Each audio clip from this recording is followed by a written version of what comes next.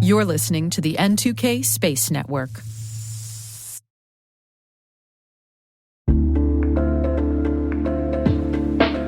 And now, a word from our sponsor, SpyCloud, the cybercrime analytics leader.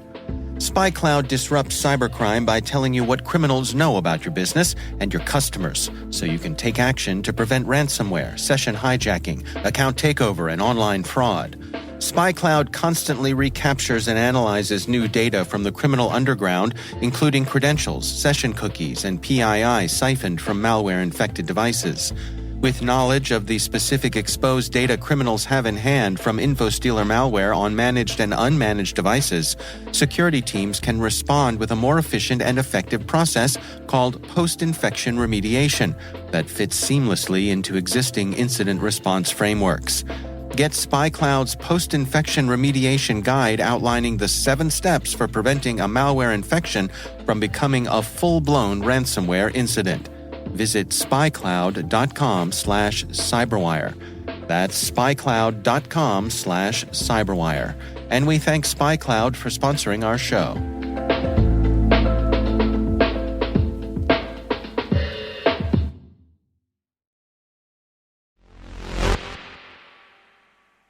In the wee hours of the morning in Florida today, United Launch Alliance had a successful launch of its new Vulcan rocket. Its Blue Origin BE-4 engines ripped through the night sky with those gorgeous blue methalox flames. And what a beautiful launch it was. Picture perfect. As for the payload, though, keep those fingers crossed.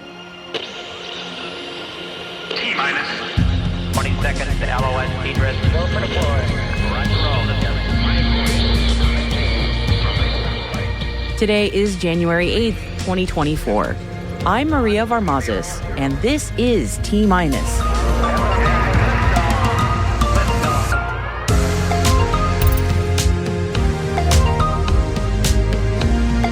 Launch success for ULA's Vulcan. Mission complications for Astrobotics Peregrine lander. UAE and NASA announce a new collaboration. And our guest today is retired NASA public affairs official turned author, John G. Bluck. Stay with us for that chat.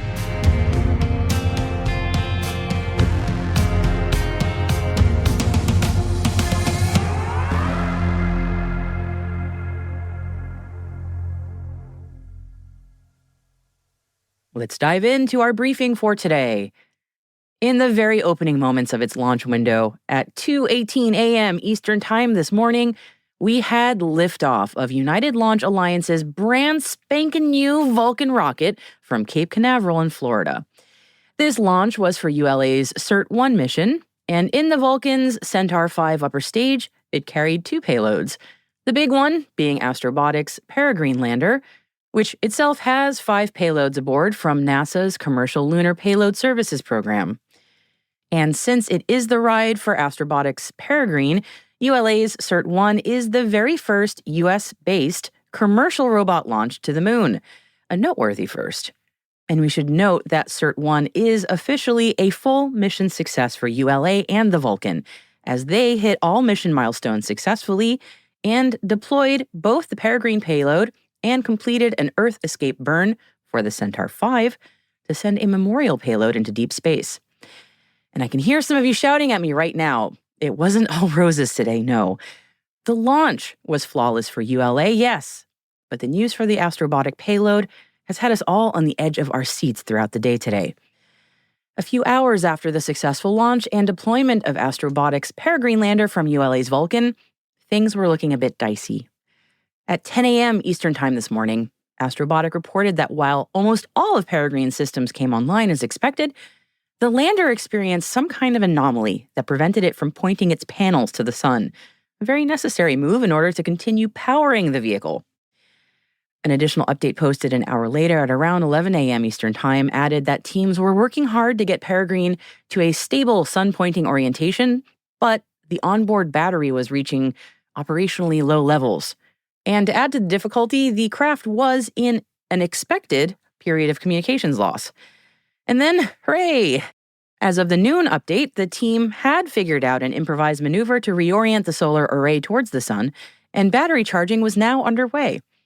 But like all roller coasters, with the highs come the lows, and the 1 p.m. update pulled us back to Earth, sadly, with a thump. Here's the quote. Unfortunately, it appears the failure within the propulsion system is causing a critical loss of propellant. The team is working to try and stabilize this loss, but given the situation, we have prioritized maximizing the science and data that we can capture. We are currently assessing what alternative mission profiles may be feasible at this time. And that's the update from Astrobotic. We're all rooting for you all at Astrobotic, and for you, little Peregrine, best of luck. In other news, NASA will be holding a conference tomorrow to provide an update on the agency's lunar exploration plans. Could it be an announcement about the launch date for Artemis 2? I bet. Or an update on Artemis 3, which is planned to land the first astronauts near the lunar South Pole? Well, it could even cover Artemis 4, which is planned to be the first mission to incorporate the Gateway Lunar Space Station and future Artemis missions. As soon as we know, we will bring you that news on tomorrow's show. The U.S. and the United Arab Emirates have announced new partnerships in space exploration. The Mohammed bin Rashid Space Center has announced plans to provide an airlock for NASA's Gateway Space Station that will orbit the moon. The Lunar Space Station will support NASA's missions for long-term exploration of the moon under the Artemis program. And the UAE Space Center will provide Gateway's crew and science airlock module, as well as a UAE astronaut to fly to the Lunar Space Station on a future Artemis mission. And staying in the UAE for just a moment, Sultan Al Nayati, the latest astronaut from the Emirates, has been appointed as the nation's new Minister of Youth. The UAE's Vice President and Prime Minister Sheikh Mohammed bin Rashid Al Maktoum said Al Nayati, quote, has served his country in the military and space sector, as well as served humanity in the scientific field. He added on the social media platform X that public nominations played a role in the selection process and said that Al Nayati will continue to perform his scientific and space duties in addition to his new responsibilities. NASA has modified agreements with Blue Origin and Starlab for funded commercial space stations that are on track to develop low Earth orbit destinations for NASA and other customers. The changes add new technical milestones and reallocate existing funding to allow the agency to accelerate progress. NASA has set a goal to foster a commercial low Earth orbit economy that will be ready for when the International Space Station retires in 2030. The U.S. Space Force is taking cyber threats in space seriously and making moves to work closer with the U.S. Cyber Command, otherwise known as U.S. Cybercom. Despite the concerted effort to protect assets in orbit, there are currently no Guardians stationed at U.S. Cybercom, a situation that the service says it hopes to rectify in the coming years. Space Force has reportedly had conversations about establishing a service component to U.S. Cybercom, but nothing formal has been announced at this time. Spire Global has been awarded $9.4 million by the National Oceanographic and Oceanic Administration, aka NOAA, to provide radio occultation data for an 8-month period. The award is part of an indefinite delivery, indefinite quantity, or IDIQ, contract for NOAA's Commercial Weather Data Program's Radio Occultation Data Buy 2. This is in addition to the $2.8 million contract awarded to Spire in September by the agency to provide data on ocean service wind speeds. Arti Holamaini, director of the UN Office of Outer Space Affairs, says governments and industry should speed up efforts to implement voluntary guidelines, set out in 2019, by the way, for the sustainable use of space. Holamaini told the Financial Times that there is a lot of content in the guidelines that could be turned into norms. She said that, quote, implementing the guidelines is the only chance we have to move in the right direction. Well, with an estimated 9,000 tons of space debris currently in orbit, we can only say, hear, hear.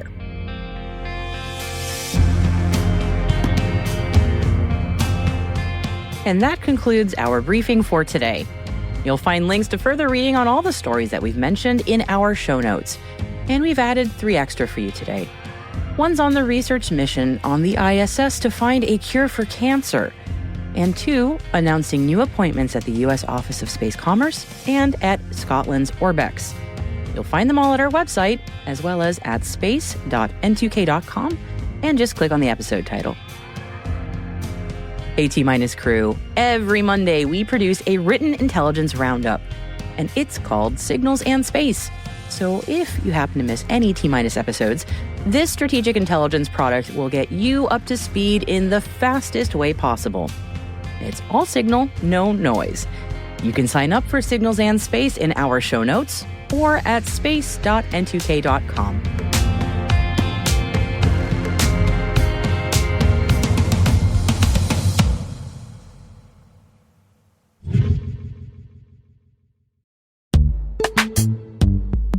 This episode is brought to you by Palo Alto Networks, the leader in cybersecurity. As AI-driven attacks increase, organizations can't afford to have network security that's stuck in the past.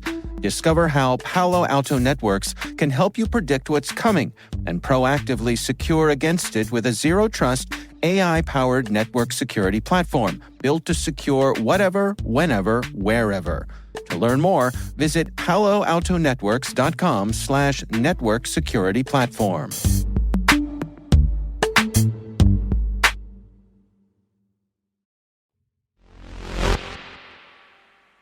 Our guest today is space author John G. Bluck. John started by telling me about his book, Murder at NASA.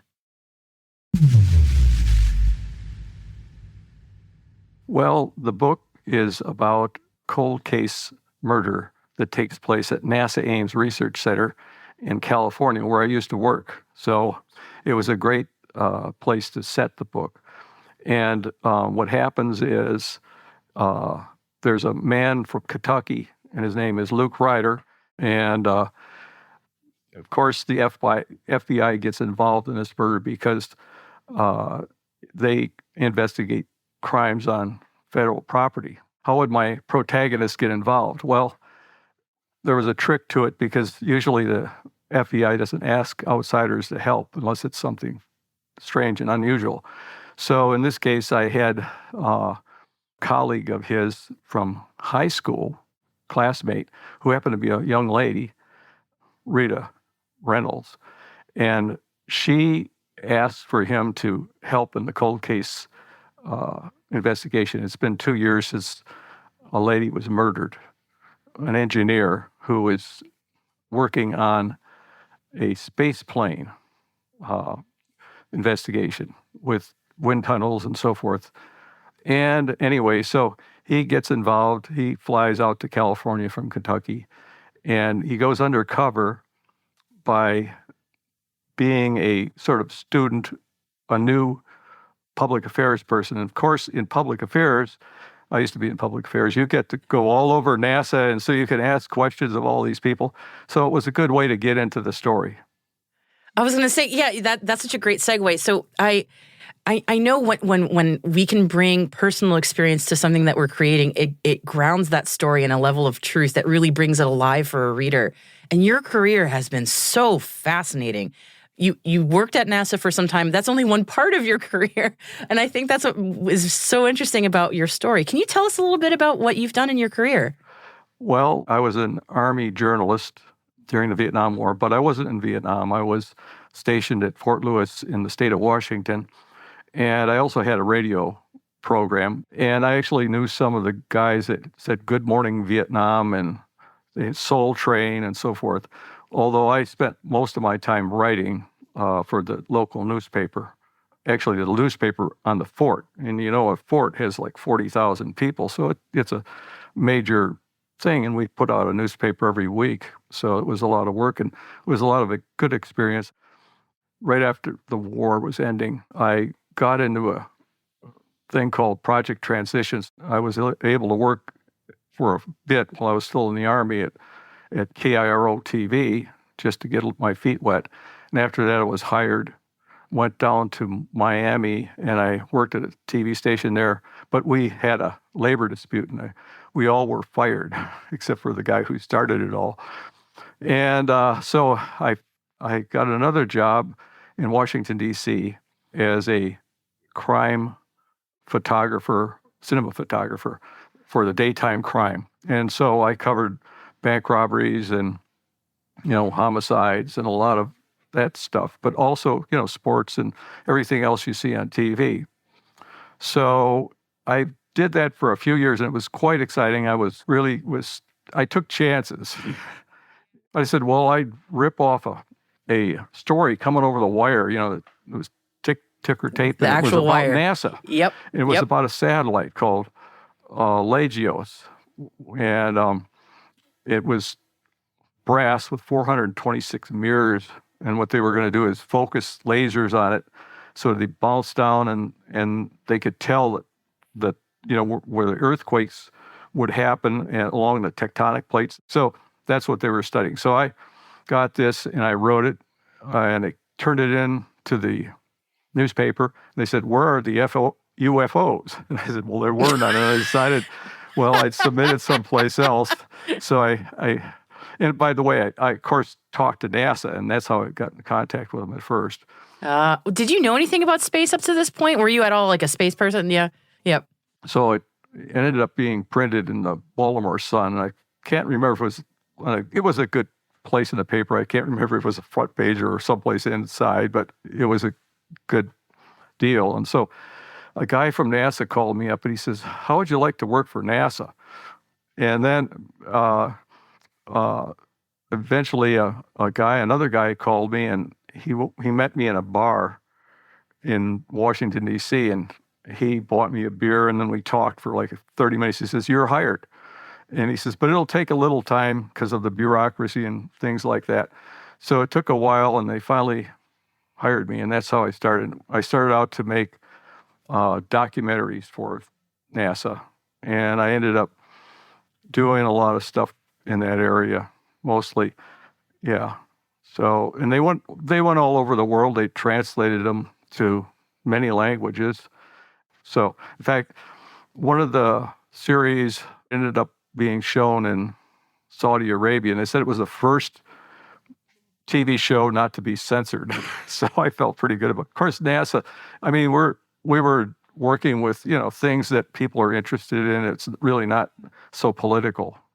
Space is beautifully nonpartisan is the way that I've often heard it said. So, yeah. Well, anyway, so if you look at this stuff, I started when I retired from NASA like 15 years ago. So I'm not totally up to date on what's happening, but I kind of keep my eye on it. At any rate, I started to try to write science fiction, but to be honest, it didn't really connect with me. And then lately, in the last few years, I decided, well, I'll go back to my roots, which is crime reporting. And that's how I combined some of this stuff in this particular book, Murder at NASA. Having that on-the-ground experience, reporting and actually being there and making those relationships, I imagine, with like the people who are doing the investigating, being there at the crime scenes, I mean, that's very valuable real-life information that, if I were to try and invent something like that, it would be wildly inaccurate because I would have no idea. But you've been there. You've seen that. You know how it works. Exactly. And I think that's exactly how I felt when I decided to switch gears and go into, mystery thriller writing. And when I've been at these scenes, I can just visualize and remember all kinds of things that happen, and just even smell the air or, how the wind was blowing, and all kinds of things like that. And, having been a cameraman, that really helped me too, because I'm a visually oriented person. And when you write fiction, it's a lot harder to write than news. Of course, I did write a lot of news and articles for NASA as well later on in my career.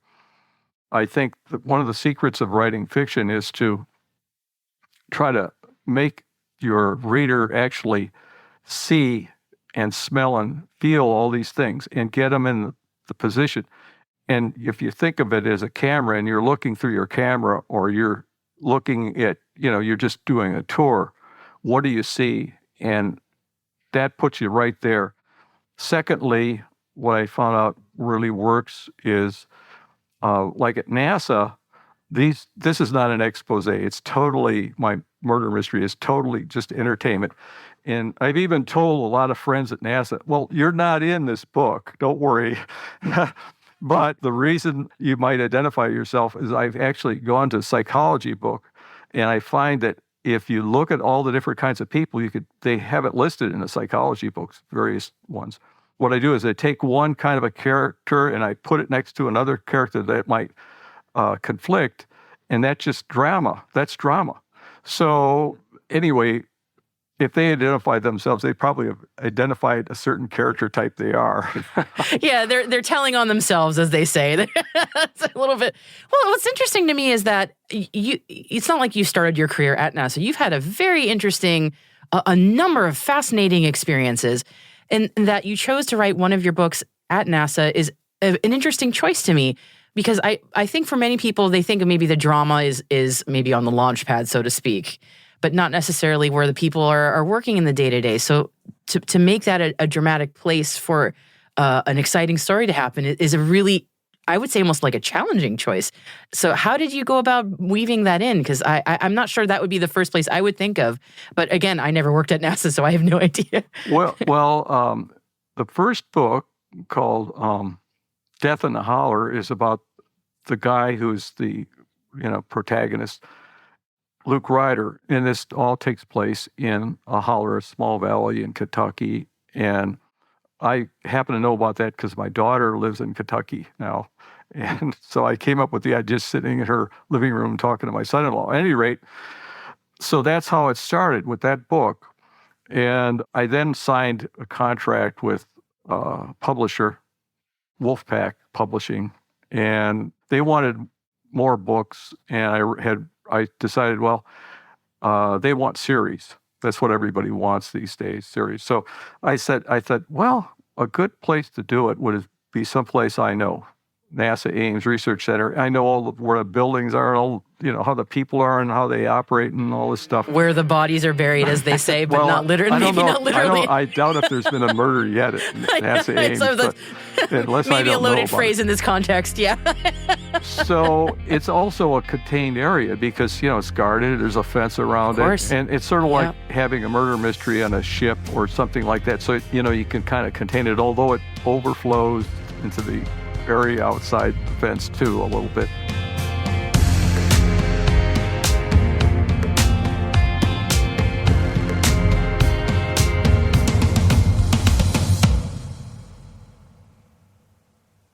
We'll be right back.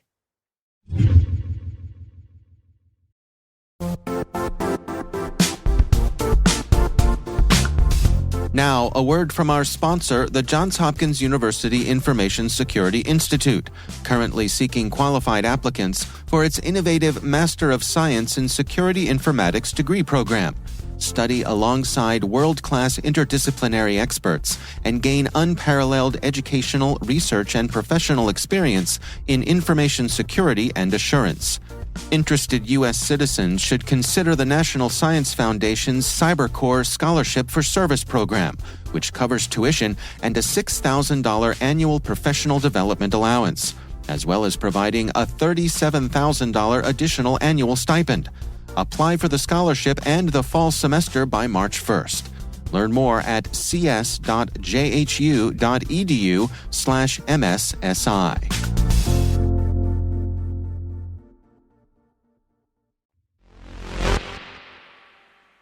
Welcome back. And if you're anything like the T-minus team, then you have a collection of space things that makes your heart happy. Maybe it's a little squishy rocket like I have, or a model of Starship like Alice got for Christmas, super gels, or the endless collection of space mugs, t-shirts, socks, pins, and patches that we both have gathering around our little home studios. So imagine just how happy our little space nerd hearts were when we got the news that Axiom would be partnering with Build-A-Bear, yet again, to create a new zero-G indicator for the AX-3 mission that we're expecting on or around January 17th. And get this, the teddy bear named Gigi will be wearing Axiom Space's next generation spacesuit. So cute. Now, this isn't the first collaboration between Axiom and Build-A-Bear. As you might remember, Gigi's first mission was Axiom Mission 2 in May. It's a partnership that both companies agree works in engaging youth through STEAM education and outreach. And sometimes the not-so-young people who just get excited about this stuff. Yeah, that's me. All right, so you've definitely got us hook, line, and sinker. Gigi will be heading into our carts, as well as our hearts, later this month.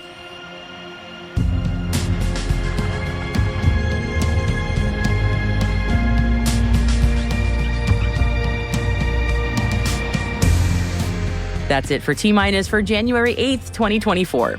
For additional resources from today's report, check out our show notes at space.n2k.com. We'd love to know what you think of this podcast. You can email us at space@n2k.com or submit the survey in the show notes. Your feedback ensures that we deliver the information that keeps you a step ahead in the rapidly changing space industry. We're privileged that N2K and podcasts like T-Minus are part of the daily routine of many of the most influential leaders and operators in the public and private sector, from the Fortune 500 to many of the world's preeminent intelligence and law enforcement agencies. N2K Strategic Workforce Intelligence optimizes the value of your biggest investment, your people. We make you smarter about your team while making your team smarter. Learn more at n2k.com. This episode was produced by Alice Carruth. Mixing by Elliot Peltzman and Trey Hester, with original music and sound design by Elliot Peltzman. Our executive producer is Jen Iben. Our VP is Brandon Karpf. And I'm Maria Varmazes. Thanks for listening. We'll see you tomorrow.